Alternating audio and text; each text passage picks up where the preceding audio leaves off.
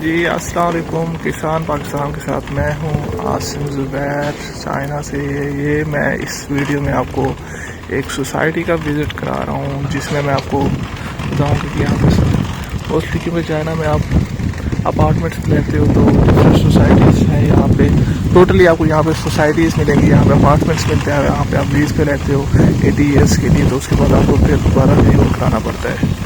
तो यहाँ पे सोसाइटीज़ को किस तरह मैनेज किया गया है, और यहाँ पे आप कारों को भी देख सकते हो। यहाँ पे पार्किंग का सबसे बड़ा जो प्रॉब्लम है यहाँ पे चाइना में पार्किंग का होता है।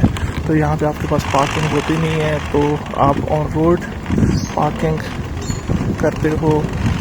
और उसके बाद जो मेन ऑब्जेक्टिव है इस वीडियो का, वो मैं आपको सोसाइटी से दिखाता हूँ। और उसमें लगाया गया दरख्त किस तरह इन सोसाइटीज़ को खूबसूरत बनाते हैं, क्योंकि दरख्तों की वजह से आपका एनवायरनमेंट अच्छा होता है, माहौल अच्छा होता है, और आपकी जो सोसाइटीज़ में लुक आती है, खूबसूरती आती है।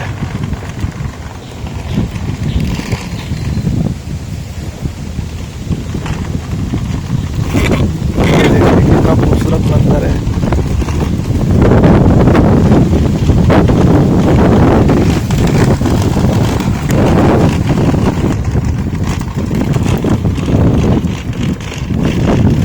दादी जी अपने पोते या पोती को सुला रही है यहाँ पे। ये बेसिकली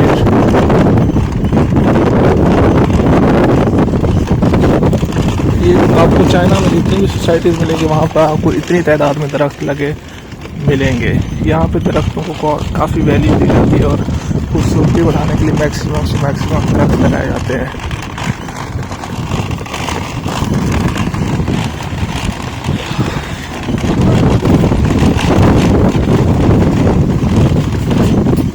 ये इलेक्ट्रिक बाइक्स हैं। यहाँ पे चाइना में इलेक्ट्रिक गाड़ियाँ चलाई जाती है मोस्टली 80-70% यहाँ पे लोग इलेक्ट्रिक बाइक्स या गाड़ियाँ यूज़ करते हैं।